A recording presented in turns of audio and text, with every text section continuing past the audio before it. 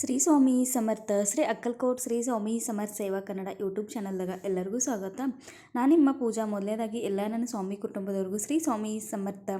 ಇವತ್ತಿನ ನಿಮ್ಮ ದಿನ ಅತ್ಯಂತ ಆನಂದದಿಂದ ಸ್ವಾಮಿ ಮಹಾರಾಜರ ನಮ್ಮೆಲ್ಲ ಒಳ್ಳೆ ಇಚ್ಛೆಗಳನ್ನ ಆದಷ್ಟು ಜಲ್ದಿ ಪೂರ್ಣ ಮಾಡಲಿ ಸ್ವಾಮಿ ಮಹಾರಾಜರು ಚೆನ್ನಾಗಿ ಪ್ರಾರ್ಥನೆಯನ್ನು ಮಾಡುತ್ತಾ ಇವತ್ತಿನ ಒಂದು ಹೊಸ ವಿಡಿಯೋನ ಆರಂಭ ಮಾಡ್ಕೊಂಡು ನಾವು ಸ್ವಾಮಿ ಭಕ್ತರ ಅಂದ್ಕೂಡಲೇ ಸ್ವಾಮಿ ಸೇವೆದಾಗ ಆರತಿಗೆ ವಿಶೇಷ ದಿನಗಳದಾಗ ಸ್ವಾಮಿ ಕೇಂದ್ರದಾಗ ಹೋಗ್ತೇವೆ. ಅದೇ ರೀತಿ ನಮ್ಮ ಒಂದು ಹಿಂದೂ ಸಂಪ್ರದಾಯದಾಗ ವೃಕ್ಷಗಳಿಗೆ ಅಥವಾ ವೃಕ್ಷಗಳ ಪೂಜೆ ಕೂಡ ಅಷ್ಟೇ ಪವಿತ್ರವಾಗೈತಿ, ಅಷ್ಟೇ ಒಂದು ಮಹತ್ವದಾಗೈತಿ. ಹಾಗಾದರೆ ಇವತ್ತು ಔದುಂಬರ ವೃಕ್ಷದ ಪ್ರದಕ್ಷಿಣೆ ಅನುಕೂಲಗಳು ಏನು? ಔದುಂಬರ ವೃಕ್ಷ ಅಂದರೆ ನಾವೆಲ್ಲರೂ ಗೊತ್ತೈತಿ, ಔದುಂಬರ ವೃಕ್ಷ ಸ್ವಾಮಿ ಮಹಾರಾಜರ ಕೇಂದ್ರ ಎಲ್ಲೆಲ್ಲಿ ಇರ್ತಾವೋ ಅಲ್ಲಿ ಔದುಂಬರ ವೃಕ್ಷ ಕಂಪಲ್ಸರಿ ಇರ್ತೈತಿ. ನಾವು ಮೊದಲೇದಾಗ ಹೋಗಿ ಔದುಂಬರ ವೃಕ್ಷಕ್ಕೆ ಪ್ರದಕ್ಷಿಣೆ 11 21 ಪ್ರದಕ್ಷಿಣೆ ಹಾಕಿ ಆಮೇಲೆ ಸ್ವಾಮಿ ಮಹಾರಾಜರ ಕೇಂದ್ರದಾಗ ಒಳಗೆ ಪ್ರವೇಶ ಮಾಡ್ತೇವೆ. ಹಾಗಾದರೆ ಈ ಔದುಂಬರ ವೃಕ್ಷದ ಪ್ರದಕ್ಷಿಣೆ ಹಾಕೋದ್ರಿಂದ ಏನೇನು ಲಾಭ ಆಗ್ತಾವೆ? ಔದುಂಬರ ವೃಕ್ಷದಾಗ ಸಾಕ್ಷಾತ್ ನರಸಿಂಹ ಸ್ವಾಮಿ ಮಹಾರಾಜರ ದತ್ತ ಮಹಾರಾಜರ ಅವತಾರ ನರಸಿಂಹ ಸರಸ್ವತಿ ಅವರ ಅವತಾರದಾಗ ದತ್ತ ಮಹಾರಾಜರ ಈ ಔದುಂಬರ ವೃಕ್ಷದಾಗ ಇದಾರು ಗುಪ್ತವಾಗಿ ಇದಾರು. ಗನ್ಗಾಪುರ ಆಗಲಿ ಅಥವಾ ಈ ಎಲ್ಲ ಕಡೆ ನಾವು ನೋಡ್ತೇವೆ, ಎಲ್ಲೆಲ್ಲಿ ದತ್ತ ಮಹಾರಾಜರ ಒಂದು ಪ್ರತಿಷ್ಠಾಪನೆ ಐತಿ, ದತ್ತ ಮಹಾರಾಜರ ಮಠಗಳಿದಾವೆ, ಸ್ವಾಮಿ ಮಹಾರಾಜರ ಮಠಗಳಿದಾವೆ, ಅಲ್ಲೆಲ್ಲ ಔದುಂಬರ ವೃಕ್ಷಕ್ಕೆ ಹೆಚ್ಚಿನ ಮಹತ್ವ ಇದೆ. ನಾವು ಯಾವುದೇ ಸೇವೆಯನ್ನು ಮಾಡೋಕ್ಕಾಗಲು ಔದುಂಬರ ಪ್ರದಕ್ಷಿಣೆ ಮಾತ್ರ ಕಂಪಲ್ಸರಿ ಹಾಕಬೇಕು. ನಿಯಮಿತವಾಗಿ ಅಂದರೆ ಪ್ರತಿದಿನ ನಾವು ಸ್ವಾಮಿ ಮಹಾರಾಜರ ಕೇಂದ್ರ ನಮ್ಮ ಸುತ್ತಿತ್ತು. ಔದುಂಬರ ವೃಕ್ಷ ಅಂದ್ರೆ ಹತ್ತಿ ಮರ ಅದಕ್ಕೆ ಈ ವಿಡಿಯೋದಾಗ ನಾ ಹತ್ರ ಫೋಟೋ ಸಕಟ್ ಕೊಟ್ಟಿದ್ದೇನೆ. ಹತ್ತಿ ಮರ ನಿಮ್ಮ ಸಮೀಪ ಕೂಡ ಇದ್ರೆ ನೀವು ಪ್ರತಿದಿನ ಕೂಡ ಔದುಂಬರ ವೃಕ್ಷದ ಪ್ರದಕ್ಷಿಣೆ ಹಾಕೋದ್ರಿಂದ ಎಷ್ಟೇ ಅಸಾಧ್ಯವಾದ ಕೆಲಸ ಕೂಡ ಸಾಧ್ಯ ಆಗ್ತೈತಿ. ಪ್ರತಿದಿನ ನಾವು ಔದುಂಬರದ ಪ್ರದಕ್ಷಿಣೆಯನ್ನು ಹಾಕೋದ್ರಿಂದ ಚಂಚಲ ಮನಸ್ಸು ಶಾಂತಗೊಳ್ತೈತಿ, ನಮ್ಮಲ್ಲೇ ಏಕಾಗ್ರತೆ ಹೆಚ್ಚಾಗ್ತೈತಿ. ಯಾಕಂದ್ರೆ ನಾವು ಕೆಲವೊಂದು ವಿಚಾರಗಳನ್ನ ಅಥವಾ ಕೆಲವೊಂದು ಸಲ ನಾವು ಯಾವುದೇ ಒಂದು ನಿರ್ಧಾರ ತಗೋಬೇಕಾದ್ರೆ ನಮ್ಮ ಮನಸ್ಥಿತಿ ಚಂಚಲ ಅಥವಾ ನಮ್ಮ ಮನಸ್ಥಿತಿ ನಿರ್ಧಾರ ಕರೆಕ್ಟ್ ಇತ್ತು ತಪ್ಪಿತ್ತು, ಎಷ್ಟೋ ಸಲ ನಾವು ಎಡೋತಿರ್ತೀವಿ ಅಥವಾ ಎಷ್ಟೋ ಸಲ ನಮ್ಗೆ ಆ ನಿರ್ಧಾರ ಕರೆಕ್ಟ್ ಇದ್ದರೂ ಅದ್ರ ಮ್ಯಾಗೆ ನಮ್ಗೆ ಪೂರ್ಣ ವಿಶ್ವಾಸ ಇರೋಕ್ಕಾಗಲ್ಲ. ಅಥವಾ ನಾವು ಆ ನಿರ್ಧಾರವನ್ನು ಒಂದೊಂದ್ಸಲ ಬ್ಯಾಡ್ಪ ಮಾಡೋದು ಬ್ಯಾಡ್ಪ ಅನ್ನೋ ಒಂದು ಆತ್ಮವಿಶ್ವಾಸ ಕೂಡ ನಮ್ಮ ಮ್ಯಾಗ ನಮ್ಗೆ ವಿಶ್ವಾಸ ಇರಲ್ಲ.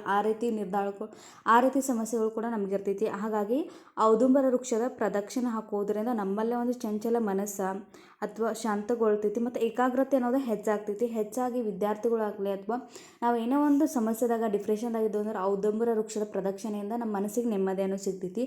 ಎರಡನೇದಂದರೆ ಏಕಾಗ್ರತೆ ಹೆಚ್ಚಾಗುವುದರ ಜೊತೆಗೆ ಪ್ರಯಾಣವನ್ನು ಆಧ್ಯಾತ್ಮಿಕ ಪ್ರಯಾಣ ಕೂಡ ನಮ್ಗೆ ಸುಖಕರ. ಅಂದರೆ ನಾವು ಆಧ್ಯಾತ್ಮಿಕವಾಗಿ ಪ್ರಯಾಣ ಅಂದರೆ ಈಗ ಹೊಸದು ಆಧ್ಯಾತ್ಮಿಕ ಅಂದ್ರೆ ನಾವು ಗ್ರಂಥಗಳನ್ನ ಓದೋದು ಆಧ್ಯಾತ್ಮಿಕ ಒಂದು ನಮ್ಮ ಪ್ರಯಾಣ ಸಾಗಬೇಕಾದ್ರೆ ಎಷ್ಟು ಕಷ್ಟ ಇರ್ತೈತಿ ಅಂದರೆ ನಾವು ಯಾವುದೇ ಒಂದು ಸೇವೆಯನ್ನು ಸ್ಟಾರ್ಟಿಂಗ್ ಮಾಡಿದ್ವು ಅಂದ್ರೆ ನಮ್ಮಲ್ಲಿರುವ ನೆಗೆಟಿವಿಟಿ ಮೊದಲೇ ನಾವು ದೂರ ಮಾಡಬೇಕಾಗಿರ್ತೈತಿ. ಆ ನೆಗೆಟಿವಿಟಿಯನ್ನು ದೂರ ಮಾಡಬೇಕಾದ್ರೆ ನಮ್ಗೆ ಎಷ್ಟು ತ್ರಾಸ ಆಗ್ತೈತಿ ಅಂದರೆ ಕೆಲವೊಂದು ಸಲ ನಾವು ಯಾವುದೇ ಒಂದು ದೇವ್ರ ಪೂಜೆ ಆಗಲಿ ಯಾವುದೇ ಒಂದು ಸೇವೆಯನ್ನು ಮಾಡೋದ್ನಾಗ ಆ ಸೇವೆದಂಗೆ ಕೆಲವೊಂದು ಸಲ ಅರ್ಧಕ್ಕೆ ಎದ್ದಿರ್ತೀವಿ ಅಥವಾ ಮನೆಯ ಜಗಳ ಆಗಲಿ ಅಥವಾ ಏನೋ ಒಂದು ಸಮಸ್ಯೆಗಳು ನಮ್ಗೆ ಕಾಡ್ತವೆ. ಯಾಕಂದ್ರೆ ನೆಗೆಟಿವಿಟಿ ನಮ್ಮಲ್ಲೇ ದೂರ ಮಾಡೋದು. ಹಾಗಾಗಿ ಒಂದು ಆಧ್ಯಾತ್ಮಿಕ ಪ್ರಗತಿ ಕೂಡ ನಮಗೆ ಆಗಬೇಕಾದ್ರೆ ಔದುಂಬರ ವೃಕ್ಷದ ಪ್ರದಕ್ಷಿಣೆ ಕೂಡ ಅಷ್ಟೇ ಪ್ರಮುಖ ಆಗೈತಿ. ದತ್ತ ಅವತಾರಿ ನರಸಿಂಹ ಸರಸ್ವತಿ ಮಹಾರಾಜರು ಔದುಂಬರ ವೃಕ್ಷದ ಮೊಗ್ಗಿನ ಪಕ್ಕದಲ್ಲಿಯೇ ವಾಸ ಮಾಡುತ್ತಾರೆ.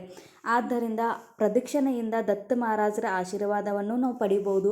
ನೋಡ್ರಿ, ನಾವು ದತ್ತ ಮಹಾರಾಜರ ನರಸಿಂಹ ಸರಸ್ವತಿ ಸ್ವರೂಪದಾಗ ಈ ಔದುಂಬರ ವೃಕ್ಷದಾಗ ಇದಾರು. ಅವರು ನಿರ್ಗುಣ ಸ್ವರೂಪದಾಗ ಇರ್ತಾರೆ. ಯಾವಾಗ ನಾವು ಔದುಂಬರ ವೃಕ್ಷದ ಹತ್ತಿ ಮರದ ಪ್ರದಕ್ಷಿಣೆ ಹಾಕ್ತೇವಲ್ಲ, ಆ ಪ್ರದಕ್ಷಿಣೆ ಹಾಕೋದ್ರಿಂದ ನಮಗೆ ದತ್ತ ಮಹಾರಾಜರ ಅಂದ್ರೆ ಸ್ವಾಮಿ ಮಹಾರಾಜರ ಅವತಾರ, ದತ್ತ ಮಹಾರಾಜರ ಅವತಾರ ಸ್ವಾಮಿ ಮಹಾರಾಜರು ಇರ್ತಾರೋ.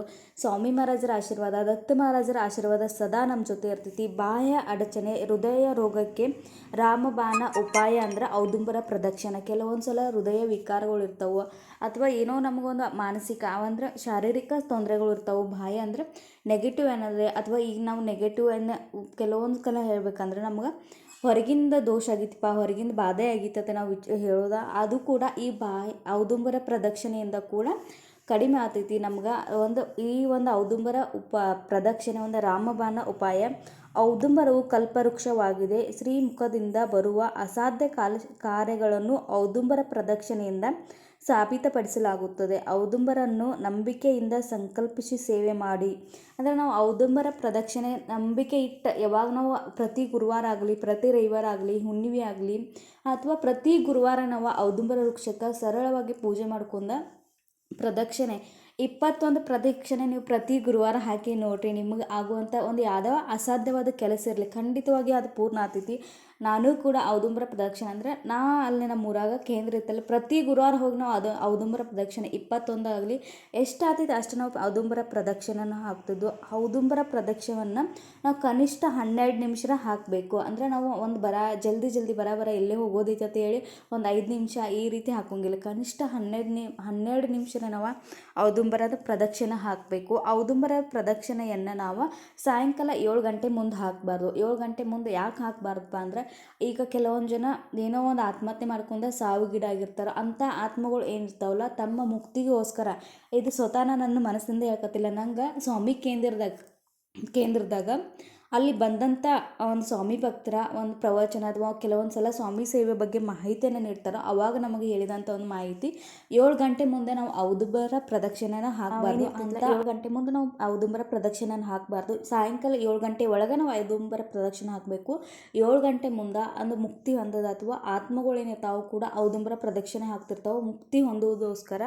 ಹಾಗಾಗಿ ಔದುಂಬರ ಪ್ರದಕ್ಷಿಣೆ ಇಷ್ಟು ಒಂದು ಇಲ್ಲ. ನಾವು ಒಂದು ಹೇಳೋದೇನೆಂದರೆ, ನೀವು ಯಾರೇ ಒಂದು ಏನೋ ಸಮಸ್ಯೆ ಇತ್ತಂದ್ರೆ ಸಂಕಲ್ಪಯುಕ್ತ ಪ್ರತಿ ಗುರುವಾರ ಆಗಲಿ ಪ್ರತಿ ರವಿವಾರ ಆಗಲಿ ನಾ ಇಷ್ಟು ಔದುಂಬರ ಪ್ರದಕ್ಷಿಣೆ ಹಾಕ್ತೇನೆ ಅಂತೇಳಿ ಸಂಕಲ್ಪ ಮಾಡಿ 108 ಅಥವಾ 151 ದಿನ ಅಥವಾ 21 ದಿನ ಈ ರೀತಿ ಸಂಕಲ್ಪ ಮಾಡಿ ನೀವು ಔದುಂಬರ ಪ್ರದಕ್ಷಿಣೆ ಹಾಕಿ ನೋಡಿ. ಖಂಡಿತವಾಗಿ ನಿಮ್ಗೆ ಅದ್ರ ಪ್ರಚಿತಿ ಬಂದೇ ಬರ್ತೈತಿ. ಔದುಂಬರ ಒಂದು ಗಿಡ ಅಥವಾ ಆ ಗಿಡದಾಗ ಅಥವಾ ಔದುಂಬರ ವೃಕ್ಷದಾಗ ಸಾಕ್ಷಾತ್ ದತ್ತ ಮಹಾರಾಜರ ನರಸಿಂಹ ಸರಸ್ವತಿ ರೂಪದಾಗಿದ್ದಾರು. ದತ್ತ ಆಶೀರ್ವಾದ ಅವ್ರ ಕೃಪೆ ನಮ್ಮ ಮ್ಯಾಗ ಆತೈತಿ. ನಮ್ಮ ಸಮಸ್ಯೆಗೆ ಖಂಡಿತವಾಗಿ ಪರಿಹಾರ ಸಿಗ್ತೈತಿ. ಈ ಒಂದು ಸಣ್ಣ ಮಾಹಿತಿ ನಿಮಗೆಲ್ಲರೂ ಇಷ್ಟ ಆಗಿತ್ತು ಅಂತ ಭಾವಿಸ್ಕೋದೇನು. ಮತ್ತು ನಿಮ್ಮ ಸುತ್ತಮುತ್ತ ಔದುಂಬರ ವೃಕ್ಷಗಳಿದ್ದಂದ್ರೆ ಖಂಡಿತವಾಗಿ ಪ್ರತಿ ಗುರುವಾರ 11, 21 ಔದುಂಬರ ಪ್ರದಕ್ಷಿಣೆ ಹಾಕ್ರಿ. ಈ ಮಾಹಿತಿ ಇಷ್ಟ ಆದಲ್ಲಿ ಶೇರ್ ಮಾಡಿರಿ. ಹೊಸದಾಗಿ ನೋಡೋರು ದಯವಿಟ್ಟು ಚಾನಲ್ನ ಸಬ್ಸ್ಕ್ರೈಬ್ ಮಾಡ್ಕೊಂಡು ನೋಡ್ರಿ. ಇವತ್ತಿನ ಒಂದು ಆದ ಸಣ್ಣ ಸೇವೆಯನ್ನು ಶ್ರೀ ಸ್ವಾಮಿ ಸಮರ್ಥವರು ಸಮರ್ಪಣೆ ಮಾಡ್ಕೊಂಡು ಶ್ರೀ ಸ್ವಾಮಿ ಸಮರ್ಥ.